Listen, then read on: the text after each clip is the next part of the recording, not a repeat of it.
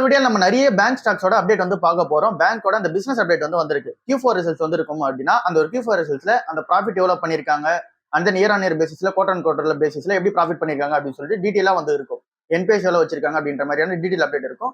இப்போ வந்திருக்கிறது எல்லாமே பிசினஸ் அப்டேட்டா வந்திருக்கு. லைக் வந்து டெபாசிட்ஸ் அந்த நீங்க காசு ரேஷியோஸ்ல எப்படி இன்க்ரீஸ் பண்ணிருக்காங்க அப்படின்ற சின்ன பிசினஸ் அப்டேட் வந்து வந்திருக்கு. அது நிறைய பேங்க்ஸ்க்கு வந்திருக்கு. ஒன்னொன்னா வந்து பார்ப்போம். ஃபர்ஸ்ட் நியூஸா வந்து இருக்குது வேணு சீனிவாசன் அவர்கள் வந்து இங்க டாடா ட்ரஸ்ட்ல இருந்து வெளியே வந்துட்டு தான் நிறைய நியூஸ் வந்து வந்திருக்கு.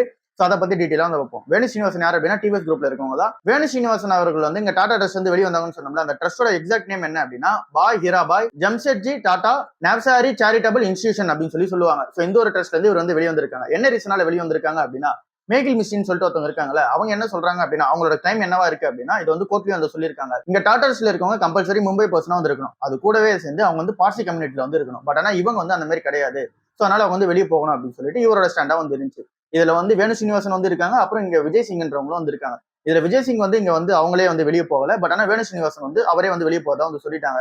இதுக்கு ஹைகோர்ட் வந்து என்ன சொன்னாங்க அப்படின்னா நீங்க சொல்ற மாதிரி ஸ்ட்ரிக்டான ரூல்ஸ் வந்து கிடையாது. இங்க நான் பார்ட்டிஸ் வந்து நிறைய பேர் வந்து இருந்திருக்காங்க. பாஸ்ட்லயுமே வந்து நிறைய மெம்பர்ஸ் வந்து இருந்திருக்காங்க. ஸோ அதனால அப்படிலாம் வந்து கிடையாது அப்படின்னு சொல்லி இங்க ஹைகோர்ட் வந்து சொல்லியிருந்தாலுமே இவங்க வந்து வெளியே போயிருக்காங்க. ஸோ இன்னும் வந்து டாடா ட்ரஸ்ட்ல வந்து இன்னும் அந்த ஒரு பிரச்சனைகள் வந்து இருக்கு. இப்போ இந்த ஒரு ட்ரஸ்ட் சொன்னோம்ல, இதுல வந்து மெஜாரிட்டியா வந்து பாத்தீங்கன்னா டாடா குரூப்ஸ்ல எந்த ஒரு ஸ்டாக்கையும் வந்து ஓன் பண்ணல. அண்ட் தென் மேஜரே வந்து பார்க்கும்போது இங்க ஓட்டிங் பவரும் வந்து கிடையாது இந்த ஒரு ட்ரஸ்ட்ல. இன்னமும் அந்த டாடா ட்ரஸ்ட் இன்னும் பிரச்சனைகள் வந்து போயிட்டு தான் வந்திருக்கு. டாடா சன்ஸ்ல இப்போ என் சந்திரசேகர் வந்து உட்கார வச்சிருக்காங்களா, அவரை தேர்ட் டம்மா வந்து இங்க ரீஅப்பாயின்மெண்ட் வந்து பண்ணலாமா, இல்ல அப்படின்னா வேற ஆளை பார்க்கலாமா, கம்பெனி வேற லாஸ்ல போயிட்டு இருக்கேன்னு சொல்லி இன்னும் நிறைய யோசனைகள் வந்து போயிட்டு இருக்கதா சொல்றாங்க. இன்னும் அந்த டாடா குரூப்ல அந்த குழப்பங்கள் வந்து இருந்துட்டு தான் இருக்கு. டிசி சைட்ல இருந்து என்ன ரிப்போர்ட் பண்றாங்க அப்படின்னா சீனியர் அபிஷியல்ஸ் எல்லாம் இருப்பாங்களா, அவங்க எல்லாருமே கண்டினியூஸா வந்து வெளியே போறதா வந்து சொல்றாங்க. அவங்களே வந்து வாலண்டியரா வந்து வெளியே போயிருந்தா சொல்றாங்க. 300 பேருக்கு மேற்பட்டவங்க வந்து 8 மாசத்துல வந்து வெளியே போயிருக்கதா சொல்றாங்க. இது வந்து ஹையஸ்ட் நம்பரா வந்து இருக்கு. எப்பயுமே 4 இருந்து 6% தான் வெளியே போவாங்க. இப்ப அதை விட அதிகமான வால்யூம் வந்து வெளியே போறாங்க சீனியர்ல இருக்கவங்க. என்ன ரீசனால அவங்க வெளியே போறாங்க அப்படின்னா ஆர்டிபிஷியல் இன்டெலிஜென்ஸ் உள்ள அந்த ரீசன்னால இங்க நிறைய பேருக்கு வேலை வாய்ப்பு வந்து போறதா அவங்க கண்ணு முன்னாடி பாக்குறாங்க. டிசிஎஸ்லயுமே நிறைய பேர் வந்து வேலையை விட்டு தூக்குறாங்க. மெயினா சீனியர் எம்ப்ளாயிஸ் எல்லாம் வந்து தூக்குறாங்க. ஸோ இப்படி இருக்கும்போது அவங்களோட அந்த ஜாபுக்குமே அந்த செக்யூரிட்டி வந்து கிடையாது. ஸோ அதனால அந்த ஜாப் செக்யூரிட்டி இல்லாத ரீசனால அவங்களே வந்து வெளியே போயிறாங்க. அப்புறம் லாஸ்ட் 2 இயர்ஸா பெருசா வந்து போனஸ் வந்து கிடையாது. ஒர்க்குக்கு ஏற்ற மாதிரி போனஸ் இல்லாத ரீசனாலே வந்து வெளியே போயிருக்காங்க. நிறைய பேர் வந்து அவங்களே வெளியே போயிருக்காங்க. இதனால டிசிஎஸ்க்கு எப்படி பிரச்சனையா இருக்கும் அப்படின்னா இங்க கிளைண்ட் ரிலேஷன்ஷிப்பா இருக்கட்டும், இல்ல அப்படின்னா அந்த ஒரு ப்ராஜெக்ட் எக்ஸிகியூஷனா இருக்கட்டும், அது எல்லாத்தையுமே சீனியர் லெவல் பிளேயர்ஸ் வந்து தேவை. என்னதான் ஆட்டோமேஷன் வந்து வந்தாலுமே அதை கரெக்டா ஆட்டோமேஷன் பண்றதுக்கு சீனியர் லெவல் எம்ப்ளாயிஸ் வந்து தேவை. அவங்க எல்லாருமே இப்போ வந்து வெளியே போயிட்டு இருக்காங்க. ஸோ இது வந்து இங்க டிசிஎஸ்ல ஒரு நெகட்டிவான அப்டேட்டா வந்து இருக்கு. டாடா ஸ்டீலுக்கு வந்து 1755 கோடி ரூபாய்க்கான இங்க வந்து டிமாண்ட் நோட்டீஸ் வந்து வந்திருக்கு. என்ன ரீசனால வந்திருக்கு அப்படின்னா இங்க வந்து மைனிங் வந்து பண்ணுவாங்கல்ல, இந்த கோல் மைனிங்காக வந்து கண்டிப்பா மைன் பண்ணுவாங்க.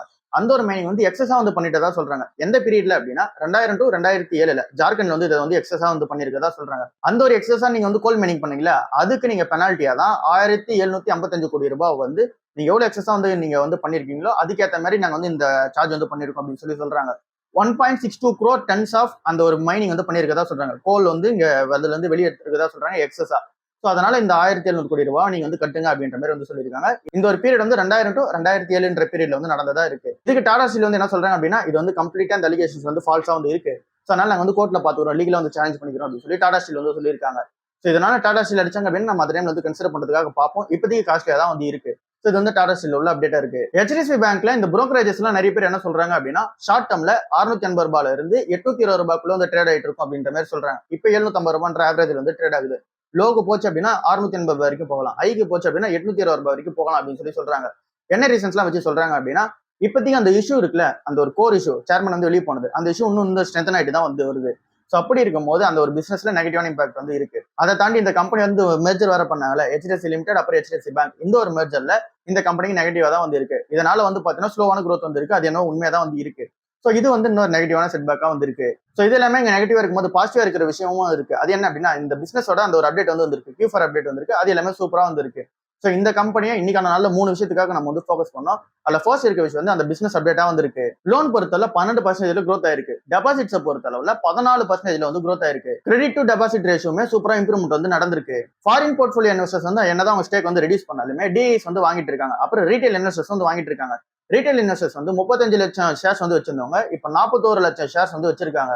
இப்போ மட்டும் இந்த MTFல மட்டுமே 40% ஆஃப் த MTF வந்து அமௌண்ட் யூஸ் பண்றது இங்க HDFC பேங்க்ல வந்து வாங்கியிருக்கதா வந்து சொல்றாங்க. FPIs வந்து இந்த ஒரு HDFC பேங்க்ல வந்து ஸ்டேக் வித்திருக்காங்களா, இது எவ்வளவு அமௌண்டா வந்து இருக்கு அப்படின்னா மார்ச் மாசத்துல டோட்டலா வந்து இங்க FPIs வந்து வித்ததுல 30% வந்து இந்த HDFC பேங்க்ல மட்டும் வித்திருக்காங்க. 43,000 கோடி ரூபாய் HDFC பேங்க்ல இருந்து மட்டுமே வெளியே போயிருக்கு.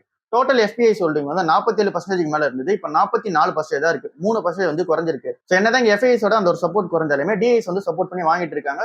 சோ ஃபாரின் போர்ட்ஃபோலியோ இன்வெஸ்டர்ஸ் இந்த ஒரு பேங்க் வந்து வெளியே போயிட்டு இருக்காங்க. இங்க டிஐஸ் வந்து உள்ள வராங்க. சோ ரீட்டைல் இன்வெஸ்டர்மே உள்ள வராங்க. சோ நம்மளுமே இந்த டைம் ஆப்பர்ச்சுனிட்டியா வந்து பார்த்துப்போம். பிசினஸ் அப்டேட் சூப்பரா தான் வந்து இருக்கு. சோ அதனால கோர் பிசினஸ்ல எந்த ஒரு அஃபெக்டும் கிடையாது. பட் ஆனா ஸ்லோ growth வந்து இருக்கும். ஐசிஐசிஐ கூட கம்பேர் பண்ணும்போது இப்ப இந்த HDFC பேங்க் வந்து சூப்பரான growthல இருந்தாங்க. பட் ஆனா எப்ப merger வந்து பண்ணாங்களோ அதனால ஸ்லோ growth வந்து ஆக ஆரம்பிச்சிருக்காங்க. சோ அதனால இந்த ஒரு பேனிக் வந்து இருக்கு. ஐடி கம்பெனிஸோட Q4 ரிசல்ட்ஸ் கொஞ்சம் வீக்கா தான் வந்து இருக்கும். பெருசா இங்க சர்ப்ரைஸ் பண்ற மாதிரி Q4 ரிசல்ட்ஸ் வந்து இருக்காது. சோ அதனால இந்த ஸ்டாக்ஸ்ல பெரிய அப்ஸ் அண்ட் டவுன்ஸ் வந்து இருக்கிறதுக்கான சான்சஸ் வந்து லெஸ்ஸா தான் இருக்கு அப்படின்னு சொல்றாங்க. பெருசா அப்ஸ் ஆகிறதுக்கான சான்சஸ் லெஸ்ஸா தான் வந்து இருக்குன்னு சொல்றாங்க.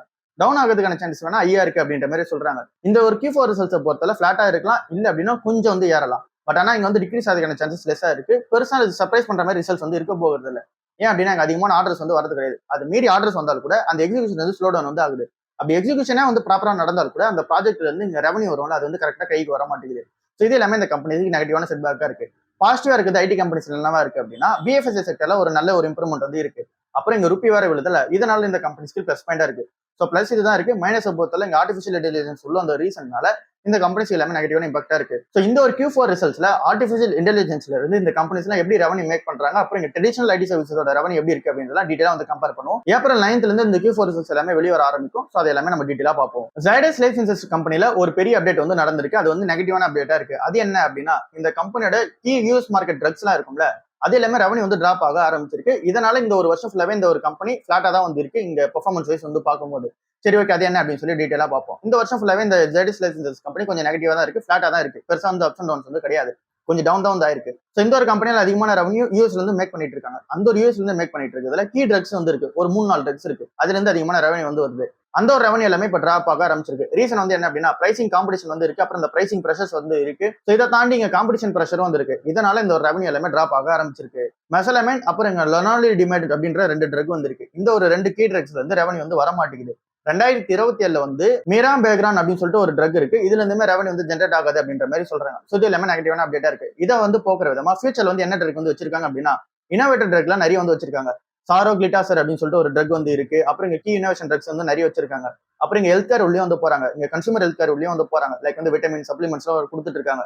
அப்புறம் இங்க மெடிக்கல் டிவைசஸும் வந்து கொடுத்துருக்காங்க. லைக் வந்து சர்ஜிக்கல் டிவைசஸ், அப்புறம் வந்து இங்க மெடிக்கல் டிவைசஸ் இந்த மாதிரியான ஒரு விஷயத்துலயும் வந்து போயிட்டு இருக்காங்க. ஸோ புது பிசினஸ் ஏரியாலையும் போறாங்க, புதுசா மார்க்கெட் உள்ளேயும் போறாங்க. லைக் வந்து யூஎஸ் மார்க்கெட் உள்ளேயும் வந்து போறாங்க. வந்து எக்ஸ்பென்ஷன் வந்து பண்ணிக்கிறாங்க. வேக்சின்ஸ் எல்லாம் உள்ள போறாங்க. ஸோ இந்த மாதிரி பயோசிமிலர்ஸ் இந்த மாதிரி புது ட்ரக்ஸ் வந்து இருக்கு. பட் ஆனாலுமே இந்த கம்பெனிக்கு யூஎஸ் மார்க்கெட்ல இருந்து வர கீ ரெவன்யூ ஜென்ரேட்டட் ட்ரக்ஸ் எல்லாமே இப்போ வந்து ரெவன்யூ டிராப் ஆக ஆரம்பிச்சிருக்கு. இது ஒரு நெகட்டிவான செட்பேக்கா இருக்கு. இண்டஸ்இண்ட் பேங்கோட அந்த ஒரு பிசினஸ் அப்டேட் எப்படி இருக்கு அப்படின்னு சொல்லிட்டு பார்ப்போம். கொஞ்சம் நெகட்டிவா தான் வந்து இருக்கு. இங்க வந்து loan growth and then deposits growth எல்லாமே வந்து பார்க்கும்போது இயர் ஆன் இயர் பேசிஸ்ல டிராப் ஆயிருக்கு. பட் ஆனா குவார்டர் ஆன் குவார்டர் பேசிஸ் வந்து ஏறி இருக்கு. இயர் ஆன் இயர் பேசிஸ் எவ்வளவு டிராப் ஆயிருக்கு அப்படின்னா டெபாசிட்ஸ் வந்து 2.6% இயர் ஆன் இயர் பேசிஸ் வந்து டிராப் ஆயிருக்கு. பட் ஆனா குவார்டர் ஆன் குவார்டர் பேசிஸ்ல சூப்பரா வந்திருக்கு. கொஞ்சம் இம்ப்ரூவ்மெண்ட் வந்து நடந்திருக்கு. லோன் growth பொறுத்தவரை டிராப் ஆயிருக்கு. 8.7% இயர் ஆன் இயர் பேசிஸ் வந்து டிராப் ஆயிருக்கு. இதை வந்து நம்ம சீரியஸா தான் நோட் பண்ணி ஆகணும். என்ன ரீசனால இந்த கம்பெனி பெருசா லோன் growth வந்து கொடுக்கல அப்படின்னா இந்த கம்பெனி லோன் கொடுக்கும்போது பார்த்து தான் லோன் கொடுக்குறாங்க. அக்ரெசிவா வந்து லோன் கொடுக்குறது கிடையாது. ஸ்டேபிளான பிசினஸா பார்த்து அவங்க கிட்ட இருந்து இங்க திரும்ப மணி வந்துருமா, டிஃபால்ட் ஆகாம இருக்குமா அப்படின்ற பிசினஸா பார்த்தா லோன் வந்து கொடுக்குறாங்க. பெருசா அக்ரெசிவா வந்து கொடுக்குறது இல்ல. அப்புறம் இங்க கரண்ட் அக்கௌண்ட் சேவிங்ஸ் அக்கௌண்ட் பொறுத்த எல்லாமே இயர் ஆன் இயர் பேசிஸ் வந்து விழுந்திருக்கு. பட் ஆனா குவார்டர் ஆன் குவார்டர் பேசிஸ்ல கொஞ்சம் வந்து இம்ப்ரூவ்மெண்ட் வந்து இருக்கு. ஸோ ஓவராலா என்ன தெரியுது அப்படின்னா இந்த கம்பெனி ஷார்ட் டர்ம் வந்து பிரஷர் வந்து ஃபேஸ் பண்ணிட்டு இருக்காங்க. ஸோ இன்னும் வந்து அந்த டர்ன் அரவுண்ட் ஃபேஸ்ல தான் வந்து இருக்காங்க. இன்னும் டர்ன் அரவுண்ட் ஆக ஆரம்பிக்கல. ஸோ இந்த கம்பெனியும் இன்னும் பிரஷர் இருந்துட்டு தான் வந்து இருக்கு. ஸோ இந்த ஒரு ரீசனால இந்த ஸ்டாக் அடிச்சாங்க அப்படின்னா நம்ம அந்த டைம்லயும் வந்து கன்சிடர் பண்ணிப்போம். ஸோ என்ன ரீசனா நம்ம கன்சிடர் பண்ணோம் அப்படின்னா இங்க குவார்டர் ஆன் குவார்டர் பேசிஸ்ல நல்ல இம்ப்ரூவ்மெண்ட் வந்து இருக்கு. ஸோ இதை நம்ம வந்து நோட் பண்ணியே ஆகணும். இதுக்கு முன்னாடி இருக்க இயர் ஆன் இயர் பேசிஸை பொறுத்தளவுல இந்த கம்பெனியோட பிசினஸ் சூப்பராகவே வந்து இருந்துச்சு. பட் ஆனா இந்த ஒரு கம்பெனில அந்த ஒரு இன்டர்னல் அந்த ஒரு பிரச்சனை வந்து நடந்துச்சு. அதனால வந்து இங்க டெபாசிட்ஸ் வைக்கிறதுக்கு மக்கள் வந்து வர மாட்டேங்கிறாங்க. ஸோ அந்த ஒரு ட்ரஸ்ட் வந்து ரீகெயின் வந்து பண்ணணும். அதுக்கப்புறமேட்டுக்கு அந்த ஒரு பிசினஸ் பொறுத்தல அடுத்த லெவலில் வந்து ஸ்டேஜ் போறதுக்கான அந்த ஒரு பிளானும் வந்து வச்சிருக்காங்க. டர்ன் அரவுண்ட் பிளானும் இருக்கு. சிஓட அந்த பிளான் படி. ஸோ அது எல்லாமே இப்போ பர்ஃபெக்டா எக்ஸிகூஷன் ஆயிட்டு இருக்கு. அது எல்லாமே குவார்டர் ஆன் குவார்டர் பேசிஸ்ல இம்ப்ரூவ்மெண்ட் இருக்குது நல்லா தெரியுது. ஸோ அதனால நம்ம வந்து லாங் பீரியட் வந்து வெயிட் பண்ண போறோம் அப்படின்னா இந்த டைம்ல கன்சிடர் பண்ணும்போது பெட்டரா தான் இருக்கு. அடுத்ததா தமிழ்நாடு மெர்கன்டைல் பேங்கோட ரிசல்ட்ஸ் வந்து வெளியே வந்திருக்கு. சூப்பரான ரிசல்ட்ஸா வந்து இருக்கு. டோட்டல் பிசினஸ் எல்லா பிசினஸுமே வந்து கம்பைன் பண்ணும்போது சூப்பராகவே வந்து இருக்கு. 17% டோட்டல் பிசினஸ் growth வந்து இருக்கு. ஸோ இயர் ஆன் இயர் பேசிஸ்ல 17% growth ஆகிறாங்களா. லோன் growth பொறுத்தளவுல 20% இயர் ஆன் இயர் பேசிஸ் வந்து growth ஆகிறாங்க. டெபாசிட்ஸை பொறுத்தளவுல 15% growth ஆகிறாங்க. காசாவை பொறுத்தளவுல 22% இயர் ஆன் இயர் பேசிஸ் வந்து growth ஆகிறாங்க. ஸோ ப்ராஃபிட்டை பொறுத்தளவு சூப்பரா இன்க்ரீஸ் ஆயிருக்கு. 14% வந்து இன்க்ரீஸ் ஆயிருக்கு. ஹெல்த்தான ஏர்னிங்ஸ் வந்து இருக்கு. ஸோ டிஎம்பி பேங்க் சூப்பரான பேங்கா இருக்கு, இந்த டைம்ல கன்சிடர் பண்ணும்போது பெட்டரா இருக்கு. மார்க்கெட் வந்து வாலடைலா வந்திருக்கு, நிஃப்டி 50 அண்ட் சென்செக்ஸ் எந்த டைரக்ஷன்ல போகணும்னே வந்து தெரியல. இப்போ இப்படி இருக்கும்போது ஆர்பிஐயோட எம்பிசி மீட்டிங் வந்து நடக்க போகுது, மானிட்டரி பாலிசி கமிட்டி மீட்டிங் வந்து நடக்க போகுது. இன்னைக்கான நாள்ல இருந்து 8ஆம் தேதி வரைக்கும் நடக்க போகுது. ஸோ இதுல இன்ட்ரெஸ்ட் ரேட்ஸ் வந்து எப்படி பண்ணலாம் அப்படின்ற அந்த டிஸ்கஷன் வைப்பாங்க. அப்போ இன்ஃபிளேஷனை வந்து இங்க எப்படி எதிர்கொள்ள போறன்றதை பொறுத்து இன்ட்ரெஸ்ட் ரேட் வந்து இங்க ஆக்ட் பண்ண ஆரம்பிப்பாங்க. இப்போதைக்கு இந்தியன் மார்க்கெட் பிரஷர்ல தான் இருக்கு, இந்தியன் எக்கானமே பிரஷர்ல தான் இருக்கு. என்ன ரீசன் அப்படின்னா நம்ம அதிகமா ஆயில் இம்போர்ட் வந்து பண்றோம். ஸோ அதுக்கு நமக்கு டாலர் வந்து தேவை. நம்ம கிட்ட டாலரும் வந்து இல்ல, நிறைய எஃபிஐசி செல்ஃப் வந்து நடக்குது. 1 லட்சம் கோடி ரூபாய்க்கு மேல எஃபிஐஸ் வந்து செல்ஃப் பண்ணிட்டு போயிருக்காங்க. அவங்க எல்லாமே டாலரா தான் வெளியேற்றிட்டு போயிருப்பாங்க. அண்ட் தென் ருபி வந்து ஆல் டைம் லோக்குல வந்து இருக்கு. அண்ட் நீங்க வந்து இங்க க்ரூட் ஆயில பொறுத்தல $110 பெர் பேரல் வந்து இருக்கு. ஸோ இது எல்லாமே நெகட்டிவான சைனா இந்தியாவுக்கு வந்து இருக்கு. ஸோ இது எப்படி பாசிட்டிவா மாத்த போறாங்கன்றதை நம்ம வெயிட் பண்ணி தான் பார்க்கணும். அதுக்கு தான் இந்த எம்பிசி மீட்டிங் வந்து நடக்க போது. ஸோ அதுல என்ன அவுட்கம் வருது அப்படின்னு சொல்லி பார்ப்போம். இன்ட்ரெஸ்ட் ரேட் வந்து கட் பண்றாங்க இல்ல அப்படின்னு ஹைக் பண்றாங்க அப்படின்னு சொல்லி வெயிட் பண்ணி பார்ப்போம். யூபிஐ செக்யூரிட்டி சைட்ல இருந்து இந்தியன் மார்க்கெட்டை பத்தி ஒரு அப்டேட் கொடுத்திருக்காங்க. அதுல என்ன சொல்றாங்க அப்படின்னா இந்தியன் மார்க்கெட் வந்து இன்னும் அண்டர் வெயிட்டா தான் இருக்கு அப்படின்ற மாதிரி வந்து சொல்லியிருக்காங்க. அண்டர் வெயிட் அப்படின்னா நம்மளோட growth, இந்தியன் மார்க்கெட்டோட growth வந்து ஸ்லோ டவுன்ல வந்து இருக்கு.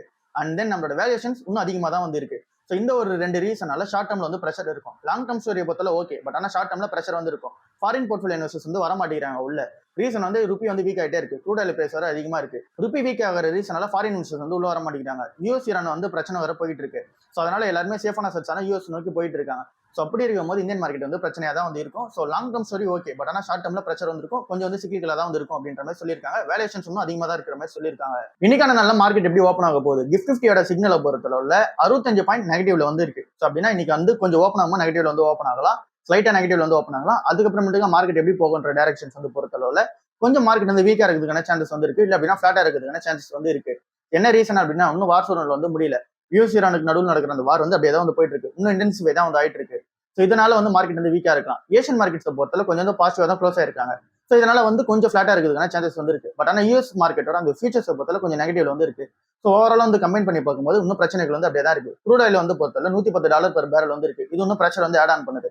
எஃப்ஐஎஸ் ஆக்டிவிட்டி இன்னும் அப்படியே கண்டினியூ ஆயிட்டு தான் இருக்கு. செல் ஆஃப் வந்து பண்ணிட்டு இருக்காங்க. டிஎஸ் வந்து மார்க்கெட்டை சப்போர்ட் பண்ணிட்டு இருக்காங்க. ஸோ இன்னைக்கான நல்ல மார்க்கெட் கொஞ்சம் நெகட்டிவ் இருக்குதானே சான்சஸ் இருக்கு ஓப்பன்ல. ஸோ அதுக்கப்புறம் எப்படி இருக்க போகுதுன்னு சொல்லி வெயிட் பண்ணி பார்ப்போம். கோல்டு அண்ட் சில்வர் என்ன அப்டேட் அப்படின்னு சொல்லி பார்க்கும்போது $1,50,000 கிட்ட வந்து 24 கேரட் வந்து இருக்கு 10 கிராம். ஸோ இது வந்து இந்தியன் டர்மா, இதுவே நம்ம டாலர் டர்ம்ல வந்து பார்க்கும்போது $4,637 per ounce வந்து இருக்கு இந்த கோல்டோட பிரைஸ். சில்வரோட பிரைஸை பொறுத்தவரை கொஞ்சம் வந்து வீக்காக தான் இருக்கு. ஸோ அதை பத்தி நம்ம வந்து பெருசாக பேச தேவையில்ல. ஸோ இப்போதைக்கு கோல்டை வந்து பொறுத்தவரை நம்ம வந்து கன்சிடர் பண்ணிட்டு போது பெட்டரான டைமா இருக்கு. கோல்டு டிடிஎஃபாவும் சரி, அந்த பிசிக்கல் கோல்டாவும் சரி, இது ஒரு நல்ல டைமா வந்து இருக்கு. கூல் ஆஃப் மோட்ல வந்து இருக்கு. ஸோ அதனால நம்ம வந்து கன்சிடர் பண்ணிட்டே போவோம். ஸோ இவ்வளவுதான் இன்னைக்கான ஓவரால் மார்க்கெட் அப்டேட்டா இருக்கு. இன்னைக்கான நாள் மார்க்கெட் வந்து ரொம்ப பேனிக்கா இருக்காது அப்படின்றத எக்ஸ்பெக்டேஷன்ஸா இருக்கு. ஸோ பார்ப்போம் என்ன நடக்குது அப்படின்னு சொல்லிட்டு. ஸோ இங்க பேங்க் ஸ்டாக்ஸ்ல ஒரு நல்ல அப்டேட் நடந்திருக்கு. ஸோ அதனால அதை வந்து நம்ம வாட்ச் பண்ண டைமா இருக்கு. பட் ஆனால் இதுவே நீங்க பாத்தீங்க அப்படின்னா இங்க ஃபார்மா ஸ்டாக்ஸ்ல நேற்று அந்த தேர்ஸ்டே அன்னைக்கு மார்க்கெட்ல ப்ரெஷர்ல வந்து இருந்துச்சு. யூஎஸ் வந்து அந்த 100% டேரிஃப் வந்து போட போறாங்கன்னு சொன்னது. பட் ஆனால் அது எல்லாமே நம்ம இந்தியன் மார்க்கெட்டுக்கு டைரக்டா இம்பாக்ட் வந்து கிடையாது. பட் ஆனால் ஃபார்மா ஸ்டாக்ஸ் வந்து அடிச்சாங்க. ஃபார்மா ஸ்டாக்ஸ் நம்ம வந்து உங்க ஒரு ரேடார்ல கண்டு வச்சுட்டே இருப்போம். இவ்வளவுதான் இன்னைக்கான வீடியோ. அடுத்த வீடியோ சந்திப்போம். பாய்.